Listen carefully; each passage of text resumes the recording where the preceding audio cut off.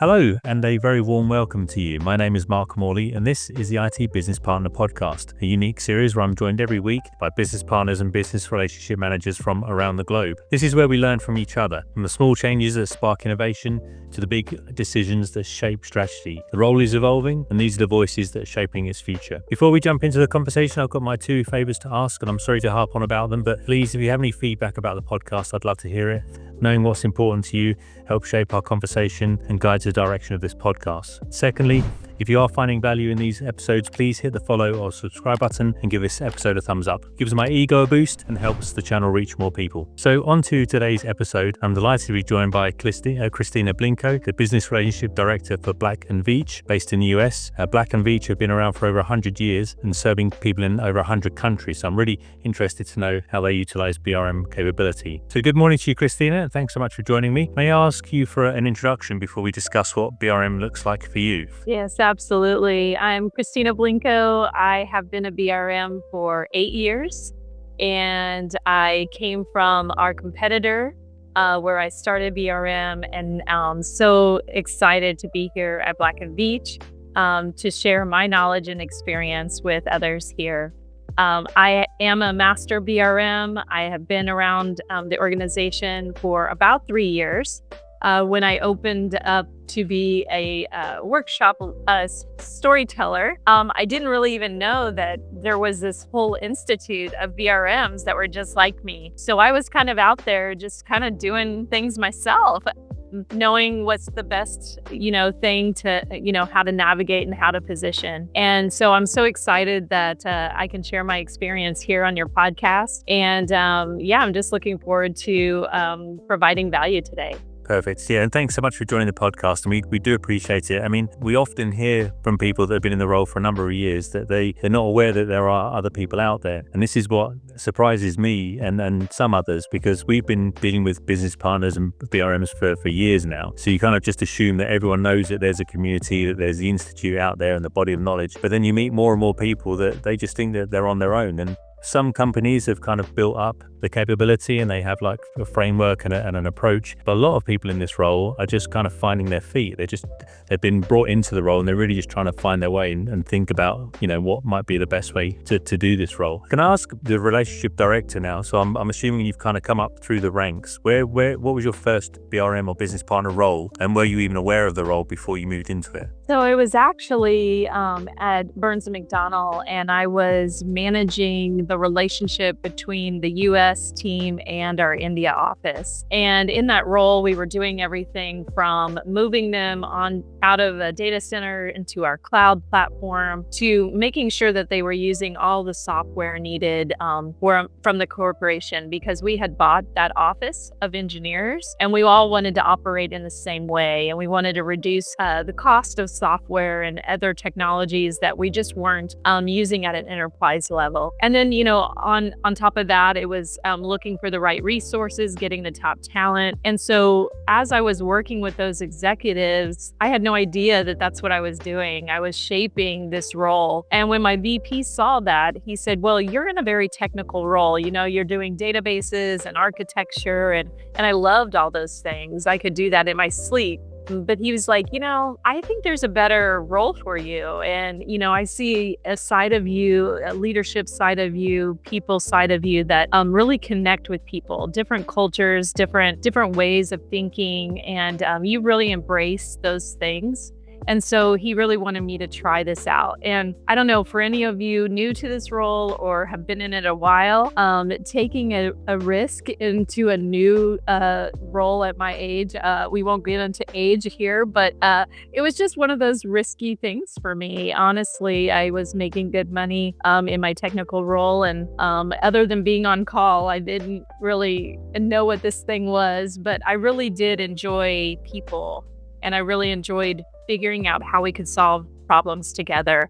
And so we came up with a job description. We wrote it together. I reported directly to the VP, and he really mentored me through that time of how to have a business acumen, how to not speak IT to your business leaders and how to have a language that is common to them, but then you can still come back to IT with your own technical language. And so how important that is to bridging that relationship was a key piece of my time with him as a leader. Right. And so I think your question was, moving up the ranks. I started as a BRM. I quickly learned about all the certifications, and I'm not a person that loves tests. I went to school and I was done.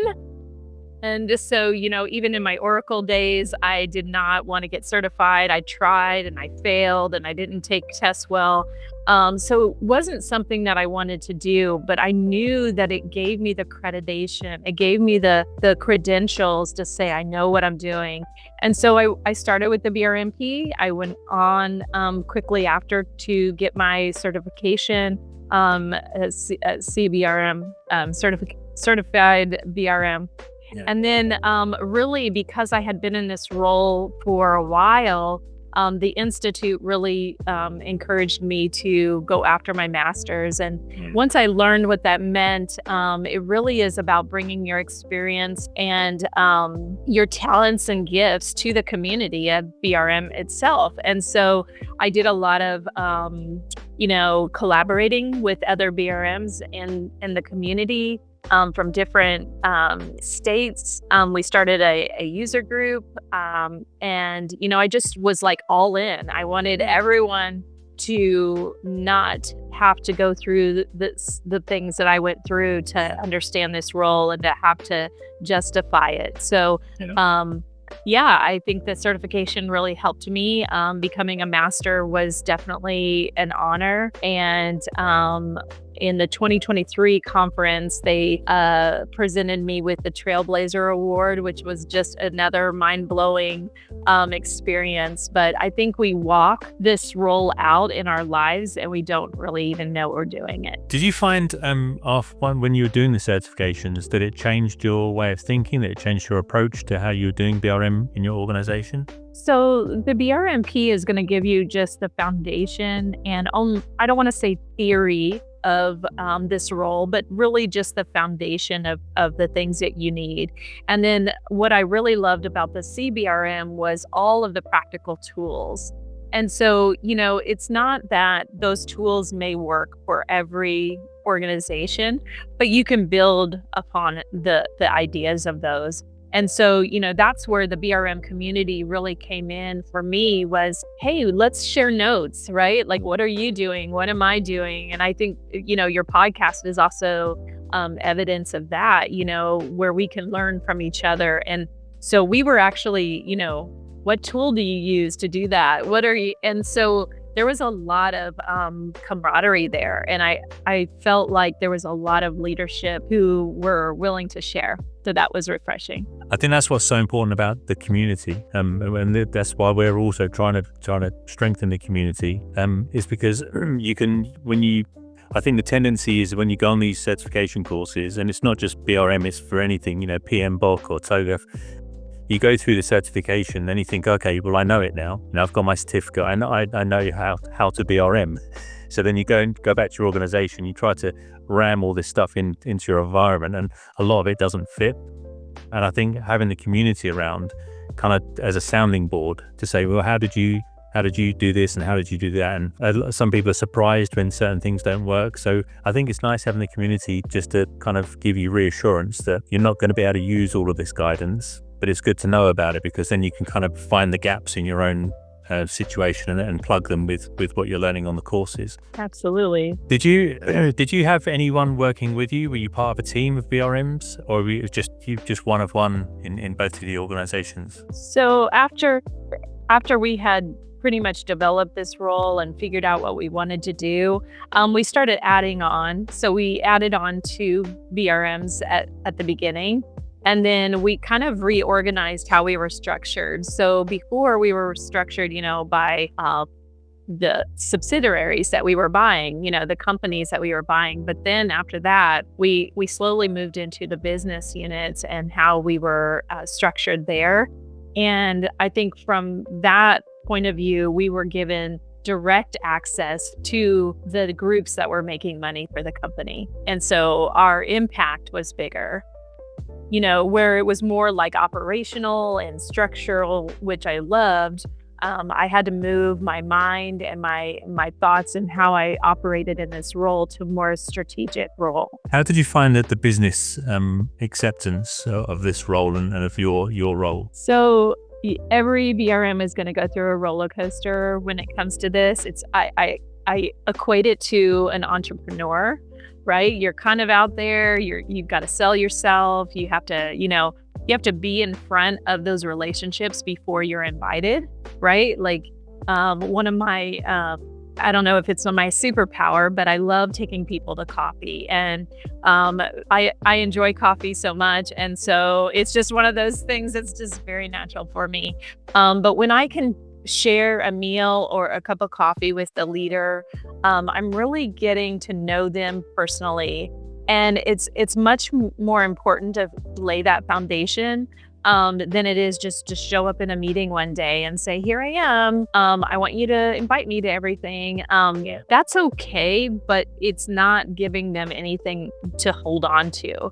And so I've gotten the best amount of, I would say, free advice or gold when I can just meet with them individually, one-on-one. And so once we break down the barrier of, oh, she works for IT, because I always started out with, don't think of me as someone in IT, because I'm very different than other people in IT. Not that there's anything wrong with IT, but what I'm doing is really part of your team.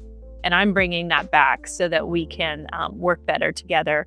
And so I think, there's different approaches for different people on how they position themselves. But I think if you have an opportunity, and now I have an opportunity now to start all over within an organization, I could say that it doesn't get easier to navigate. You're going to have new leaders come in.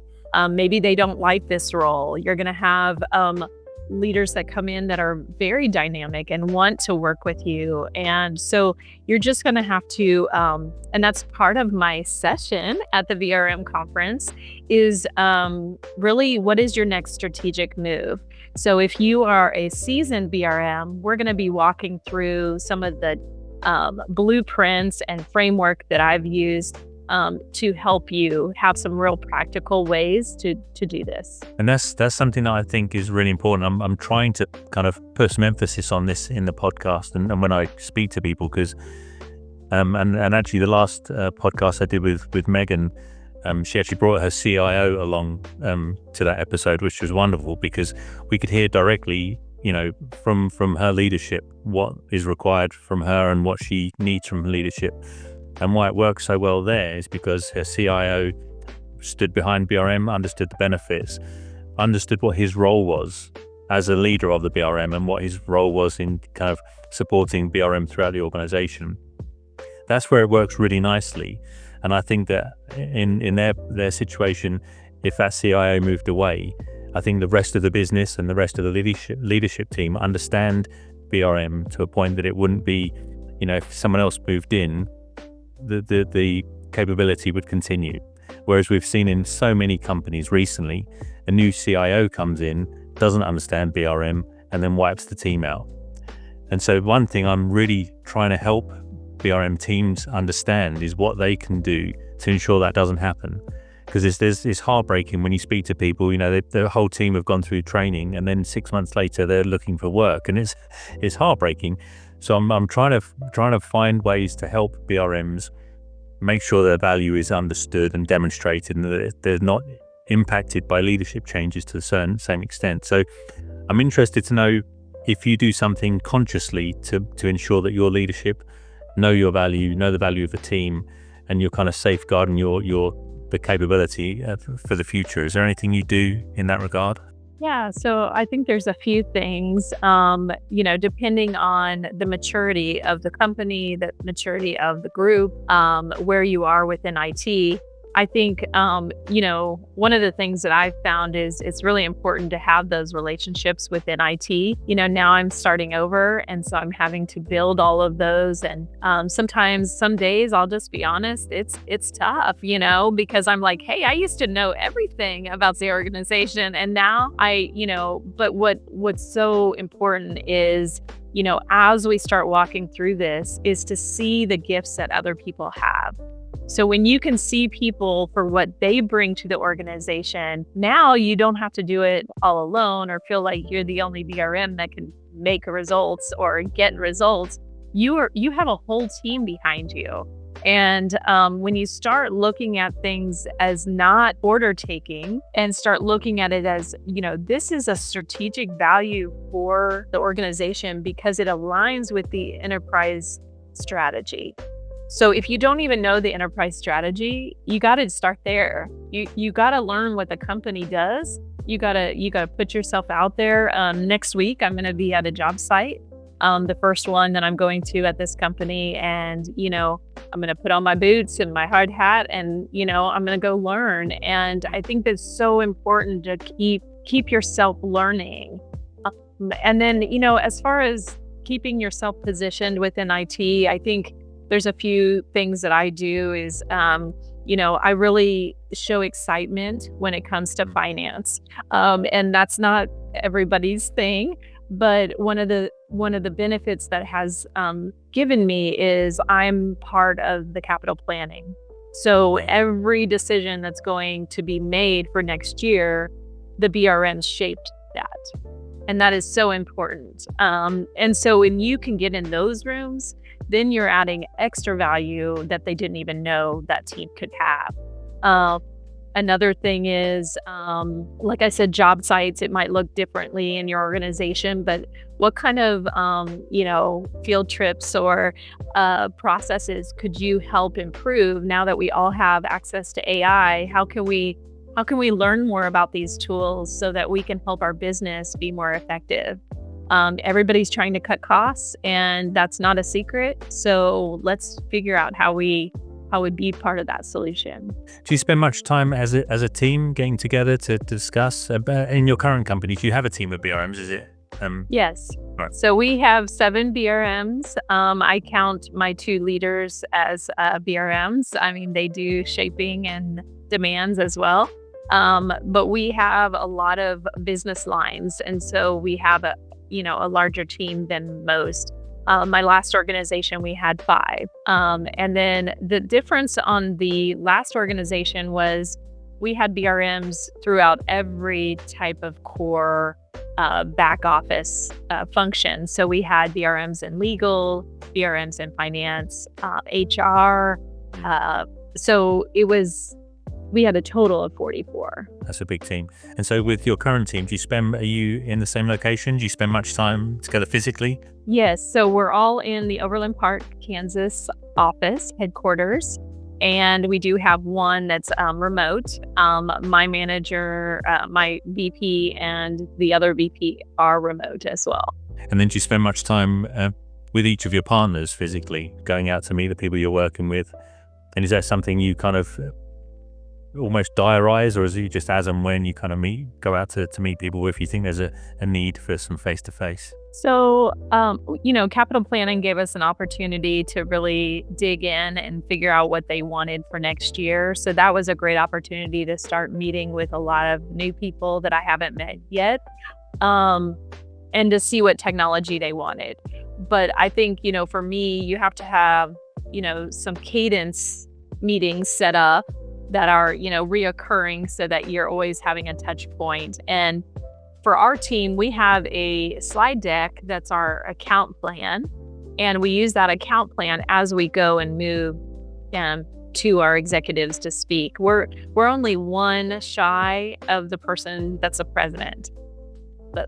So our leaders are at the top. And I think that comes with maturity and strategy. And, our CIO is definitely supportive. He's going to be the opening keynote at the BRF conference. So I'm going to get to introduce him on stage. And that's just a wonderful reminder that I'm at the right company.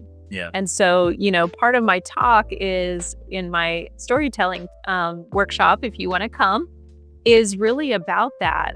When you don't feel aligned, or maybe you've had a season in your company where things just aren't changing for you, and the leadership isn't buying into it, maybe it's time to move, right? There's no limitations to say that we have to, I'm a very loyal person. I've only worked at 4 engineering companies my whole career. And so it was really difficult for me to leave. And so if you're struggling with that, I really encourage you to come to my workshop, because I really want you to know that there is more out there. So, and we're hiring. Yeah. Oh, you're hiring. Excellent. That's great. I mean, this is one thing I spend a lot of time doing, is just pushing job opportunities out to people, because there's so many people in the network that have the green ring, which is I always feel sad when I see that. And it's so I always push out those job opportunities. So yeah, please do share those. But just going back to the relationships that you're building, I think with a lot of functions, those relationships are just transactional. You kind of need to know this person because they need something from you, or you need something from them. And when I think about my roles in the past, I've worked in finance, I've worked for banks and tech companies, but you do really just have a transactional relationship with people. It can be friendly, but it's transactional. I think, does it surprise the people that you're working with how deeply you want to get to know them? Because I've heard a lot from BRMs on the podcast, but they really do get to know people, and it goes well beyond the transactional relationship. They want to understand what people are going through, what's happening in their lives, why they might be angry one day or happy the next. So did you find that the people that you work with are surprised by, how much you want to know them really as a person? Yeah, I think that is a surprise. It's a refreshing surprise in most cases, right?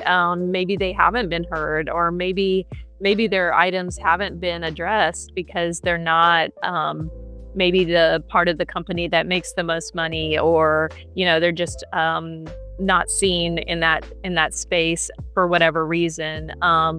But I think for me, I don't feel like I can do this job well and to excellence if I'm not getting to know them. And so when I started, I said I wanted to sit with them, right? And just being in proximity and in the same space allows me to be able to sit with someone, see what a process looks like, and figure out, does IT have somebody that could help, resolve that. And I'm also a big component, and I don't think a lot of BRMs do this, but celebrate your wins, right?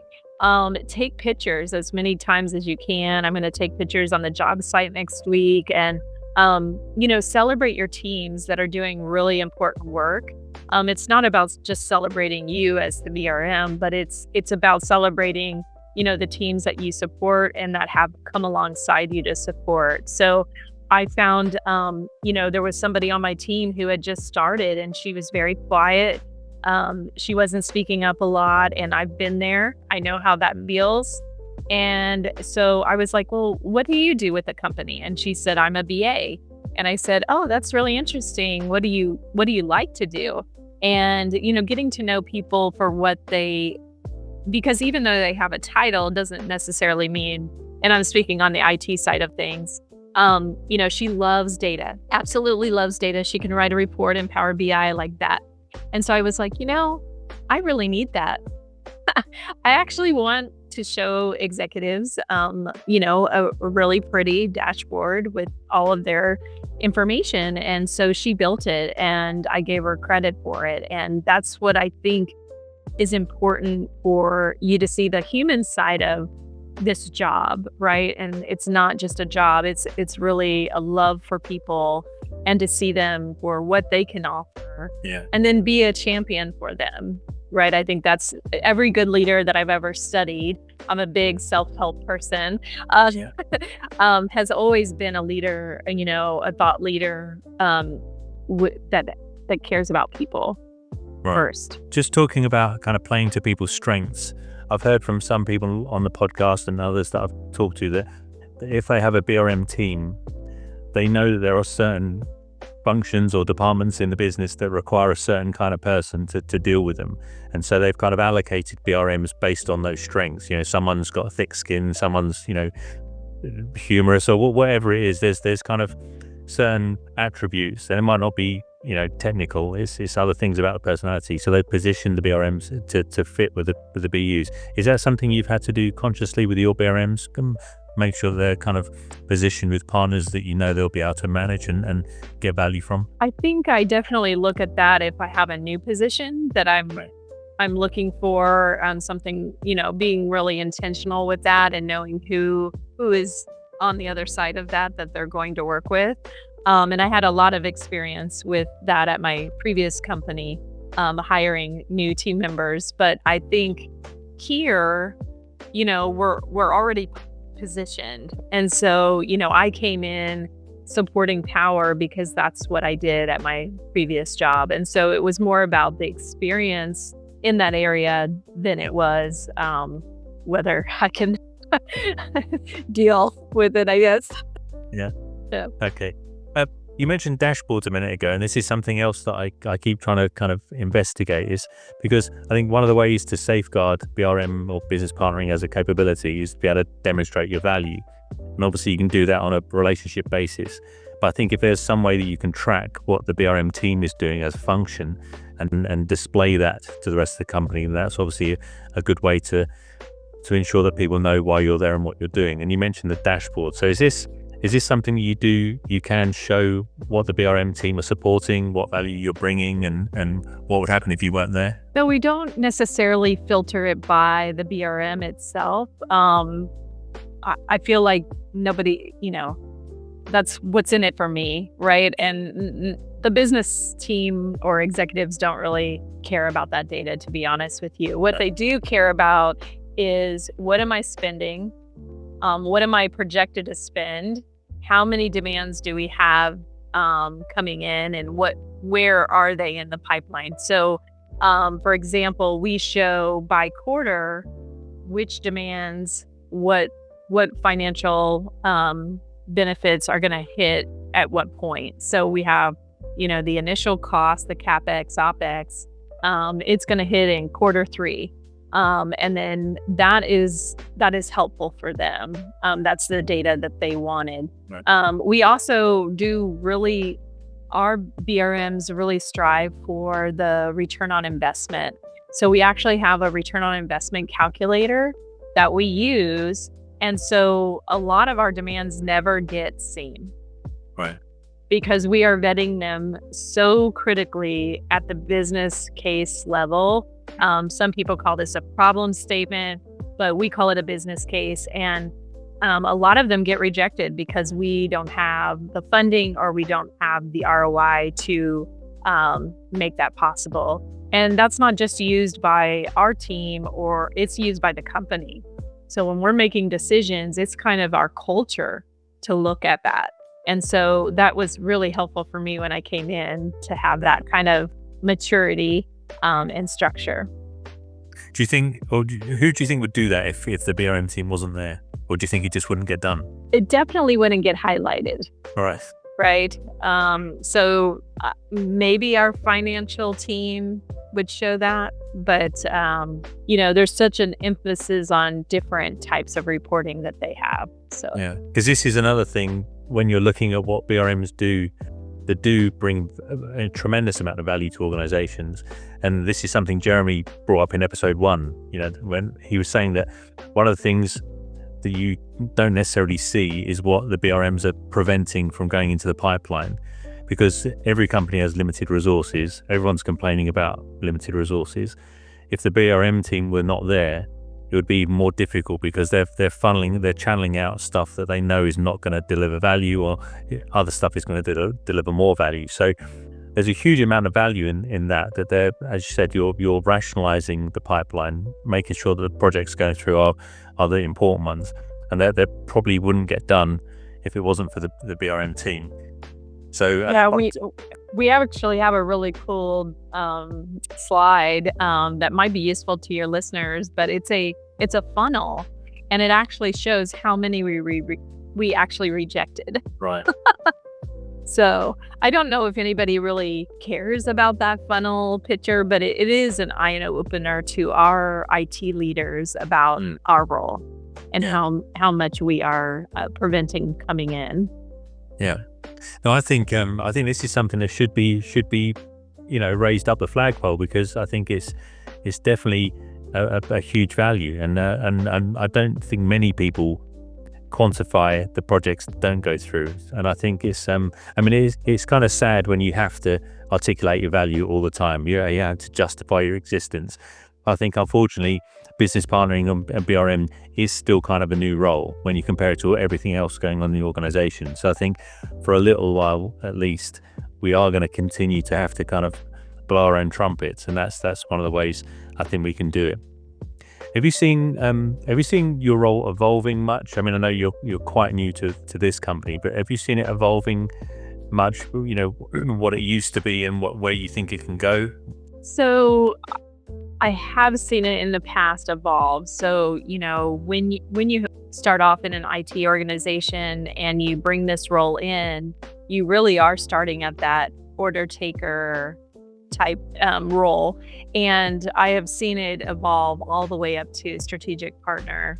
And, when you get to that point, you are bringing the executives together around the table with your CIO, and you're showing them real value. And so I think when you get to that point, a lot of organizations never get to that. So, it's definitely something I think BRM should be striving for. And there's so many great books out there that really can help you get to that. And I'm happy to share those resources with you for your audience. Please do, yeah. But we had book clubs, and we did road shows and different things within the IT organization to share with them about how we can partner together. And so there's different ways to manage this role over time to get to that strategic partnership. A question I've started to ask more recently is, and this is something, because I always saw a BRM as almost a temporary role, that once you've built the relationships, once you've connected everyone, you can kind of stand back a bit. So I think there'll always need to be a BRM champion to make sure the capability exists in an organization. But I think I always imagined that if a BRM was successful, that they can stand back, and because they've connected everyone. Is that something as a BRM team that you do try to do? Is not always be involved, but make sure you can connect people where possible, form that outside relationship, and then stand back and let them do their thing. Yeah, so that's definitely something that we do with our BAs who are getting into the weeds with the high, they start with the high level requirements. And then as they go deeper, or if it gets passed off to the project team, we're there just for status updates and making sure that nothing goes off the rails. But we don't have to be included in that. So there really is a nice handoff between a demand and a project. And then, I would say for the BAs, we've really tried to empower them, because at least in my new organization, because they are the future BRMs, right? I see them as being able to have this as a career path. And so I want to make sure they're empowered to meet with the business unit just like I would. Yeah, I mean, we see that a lot, and a lot of people have been on the podcast, a lot of people we meet, when you look at their career history, a lot of people have come up through business analysts, and it seems like a kind of a natural progression. And those are the people that spend more time with the business, obviously, so they're kind of used to speaking the language and taking a lot of the technical jargon out there. So I would love to be able to get closer to the BA community, to be able to get them kind of up to speed and be thinking about BRM in advance. So that's it's interesting that you mentioned that. And I would say, if you were to look at my career and say, are you at the end? What's the next step for me? I think the BRMs could really roll into the business unit itself, right? If you have built that with that in mind, knowing that if I know the people, I know what they do, I understand their operation, it would be very easily a next progression to move into that organization. So that's just something to aspire to. Yeah. Where do you personally hope or plan to move after your current role? I know you've not been in it long, so that's a little way ahead, but do you have kind of thoughts about where you'd like to end up or go next at least? Well, I would love to be a CIO somewhere. But I think, I have aspirations to be in the power industry. It's just something that is, it's just doing really well, and I want to be a part of it any way I can. So We've actually seen, and I saw someone recently, they came on our BRMP class, and now they're a CIO at a very large company, and it's fantastic to see that progression. And it's, you can't kind of shout about it too much, like BRMP was the reason they got there, but it's nice to see that people have gone through that. And we've said for a long time, CIOs are kind of the chief BRMs, because they really need to be able to speak technical and business language. But I think it is a great and a natural, again, progression for BRMs to end up as CIOs, and we do see it elsewhere. So it's good for people to have that in mind if they're so inclined. yeah, it gives you a reason to learn, right? All of the technologies and all of the different teams. I think, if you're a BA that's just been assigned to one function in IT, you're really not going to learn all about IT. And that's what the BRMs are able to experience is, we get the gift of working with everyone, cybersecurity, architecture, all of the different teams. And I think that just gives you a breadth of knowledge, almost like you're on the front line to running an IT organization. Talking about learning, you've been through the whole institute kind of certification path. What other things do you think it's important to learn as a BRM? There's obviously you're learning on the job all the time. It's really critical that you know a lot about the business. So that's obviously a lot of your time is spent learning that. But are there other things that you can learn? Maybe not certifications, but other kind of tracks that you can follow that will boost your own role. Give you more confidence or capability. So in my past, I had project management training. I've gone through ProSci change management, which is the people side of change. I think those two, even if you don't get certified, if you get into a class, you're going to learn not only what it means to have a schedule and try to meet a schedule, but then you're also going to learn all of the ins and outs of how do we communicate change that are happening within IT, right? We're constantly changing, technology is constantly changing. How do we communicate that well? And that's what change management does. It communicates from the top, it communicates to the bottom, and all in between. And so that has been a really key. We had all of our BRMs go through that. Crucial Conversations is also a really key training that I had access to from work. And then I think, anything that you do for personal self-discovery, right? Whether it's, these are my skills, maybe I need to work on some things. For me, I was terrified to speak. And so what did I do? I threw myself into it, right? I'm like, okay, I'm gonna get past this fear, right? I'm not gonna be the quiet one in the room. I want to learn how to be more assertive and not worry about how I look or how, it comes across. Obviously, I want to be kind in all the things that I say and do. But I think you have to learn that. It's a muscle. And so I push myself out there for speaking. Yeah, it is a lot. People do struggle with that. And I've never been, I would never volunteer to go up on stage. I'll do it, but I wouldn't rush to do it because it's just, it's not my something that I relish. But it's good to run towards fear, because when you realize, fear is kind of just in your mind. It's a whole world opens up when you get to that point.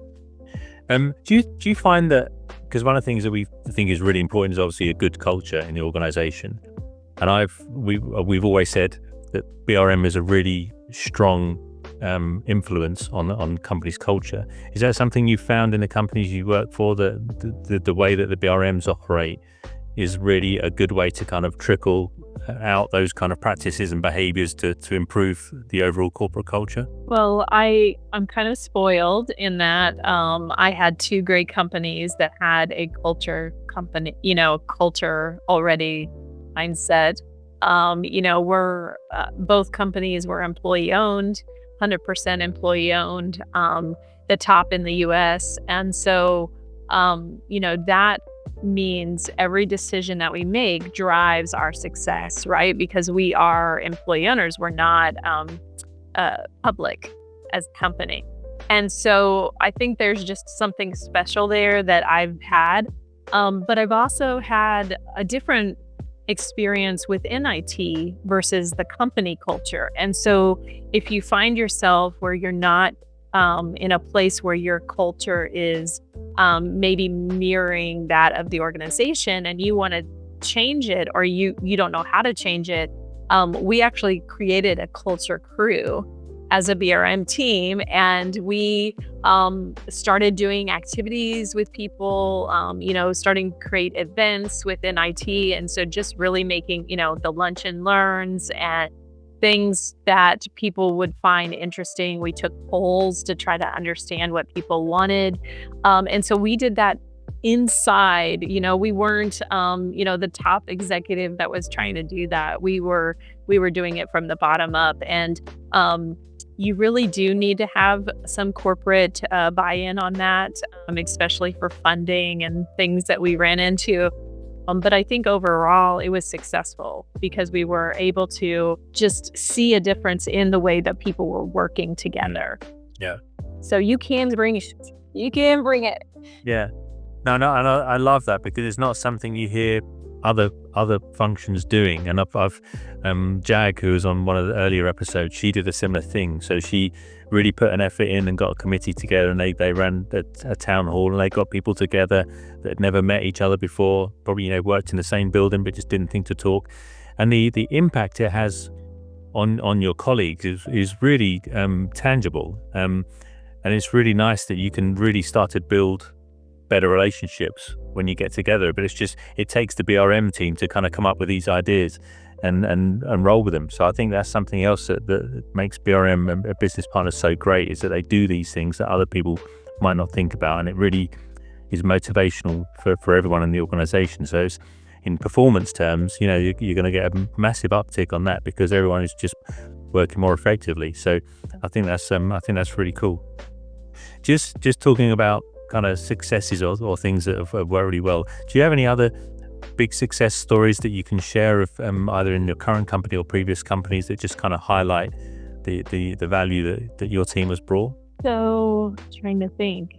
Sorry, I put you on the spot there. Kind of got me on the spot. Yeah, we can come back to it, 'cause I know that it's pretty difficult to pinpoint a single success story, because I guess another thing is that as a BRM, it's difficult to kind of put your name on something, because as product owners or as there might be other project managers, they can kind of see something through to completion. But as a BRM, you're just kind of helping everyone, so it's a bit more difficult to put your name on things.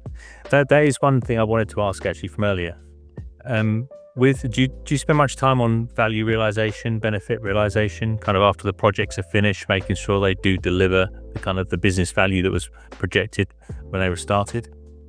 Yeah, so we call them not lunch and learns. Sorry, we call it lessons learned. So we are documenting that after the fact to see, as a team, what could we have done better? What can we, bring next time, or make this more efficient or faster?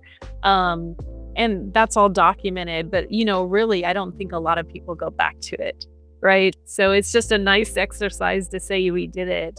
I think it's really at the front of any kind of demand. So we call it front-end loading. And anything that is kind of in the discovery phase and you're learning more about it, really defining what that success looks like. We call it the financial benefit, but it's really the the success of what does success look like to them, right? Because you can be drumming along for a year and not really ever hitting the target. So, and that's why I like Agile so much, because you can be iterative and you can keep going back to them and saying, does this look right? Okay. Yeah. Keep going. Does this look right? Let's go.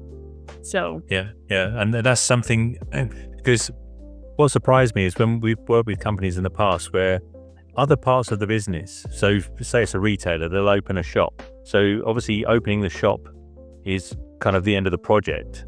But then how the shop does after that is obviously, what you're heading towards. But that's all very carefully monitored and measured. So they know that when the shop opens, this is what they've projected, and 6 months later, they know what they're expecting. But then you put an IT project in front of them, or a project that involves IT, that kind of analysis is not done. It's not as important. So the project gets delivered, and that's when everyone kind of dusts their hands and then they're finished. So I think this is something, again, that the BRM teams and business partners seem to have a bit more of a handle on, more of the investment approach, where just because a project's delivered doesn't mean, the work is done.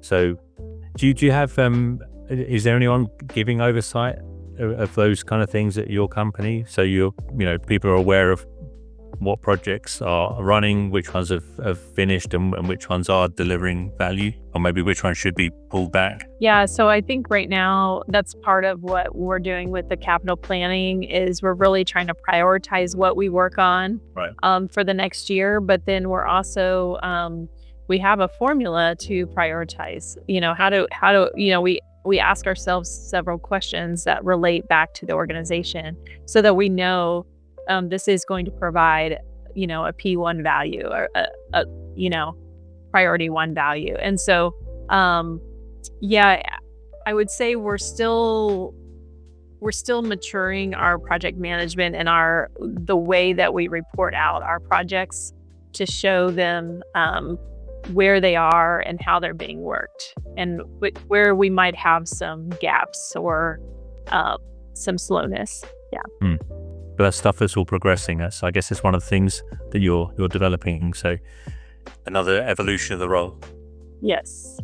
And you talked about success. I think one thing that comes to mind is, our role isn't always about money, but we know that that's an important topic. And so one of the things that we did was, we were able to look at all of the different softwares that we own and which ones are duplicate, which ones maybe do the same thing, and eliminate. And so I worked with a team that we were basically able to save over $1 million too, just in simplifying our portfolio.